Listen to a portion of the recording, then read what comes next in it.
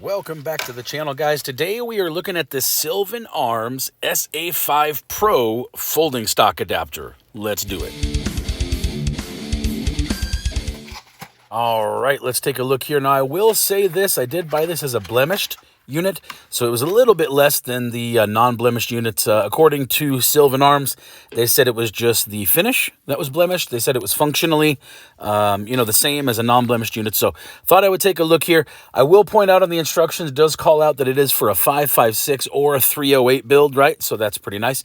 And in looking at the unit, you can tell why this is considered a blemished unit. There's some dings and kind of, marks in the finish there. Certainly, it does not appear to be anything that's going to affect function, but it does look like they probably couldn't sell this as brand new because of that. So anyway, let's just take a look at what we got here.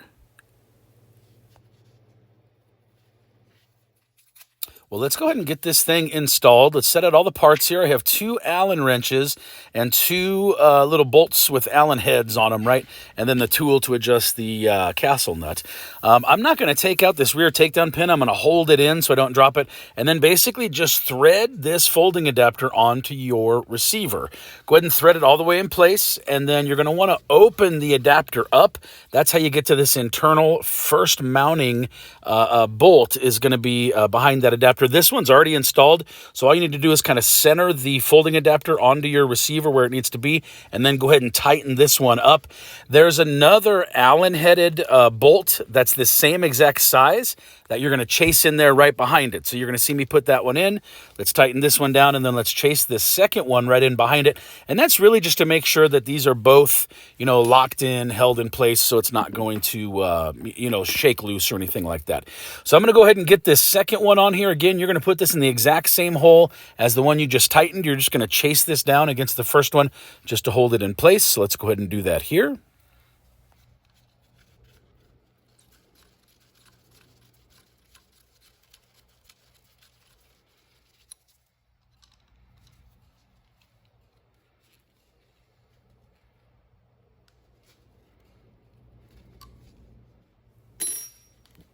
All right, so we are good to go. Let's go ahead and slide in our spring.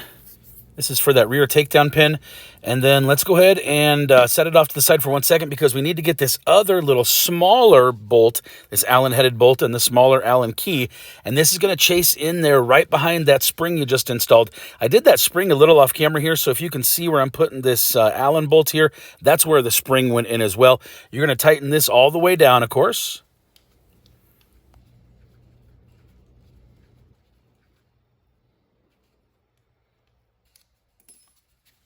And then I always like to check this rear takedown pin, and that's just to make sure the pin and spring that's internal in there has landed in the right groove. Make sure it's all looking good in there. And then let's go ahead and tighten this castle nut. Now, they included this little red wrench, which is kind of nice. It's a little short, but you can actually get some pretty good torque on there. Tighten that castle nut up real good.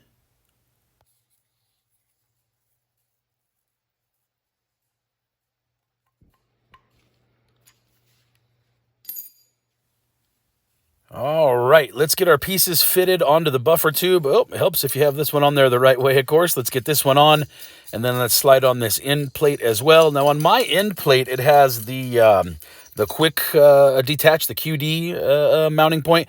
So I just wanted to make sure that it's good to be mounted either way. It looks like it is, so we are good to go there. And then obviously just go ahead and thread this into that extension for the folding adapter, for the folding stock adapter. And it only goes up to a certain point. You can't go any further. So go ahead and tighten it all the way up to where it goes, and then you're going to want to chase your castle nut and your end plate on there. So let's do that.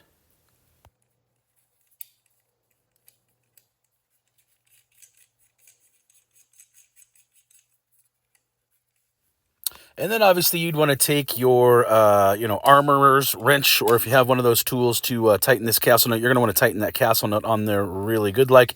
And then let's go ahead and get this buffer installed. Hold up. Wait a minute. Something ain't right. Yeah, something ain't right indeed, my friend. This doesn't work with silent buffer systems, or what we call like a silent capture buffer or SBS buffers, any of these self-contained buffers like this one, it will not work with this specific setup I have, and here's the reason why. This is the buffer extension that I'm holding in my right hand. This piece, when it's inside of your platform, this sits in the back of the bolt carrier group, just like this. Let's take it out and let's have a little thought experiment. Let's imagine that this is inside of the assembly here. This will not cycle down that piece, and it's because there's that solid rod in the middle. That buffer extension obviously can't go through that solid rod. Now, what I will say is Sylvan Arms does make a buffer extension that has a hole in the middle. So I'm not sure if it'll work with this unit or not, but for our purposes today, we're going to install it with a regular buffer and spring. That seems to be the way to go for now.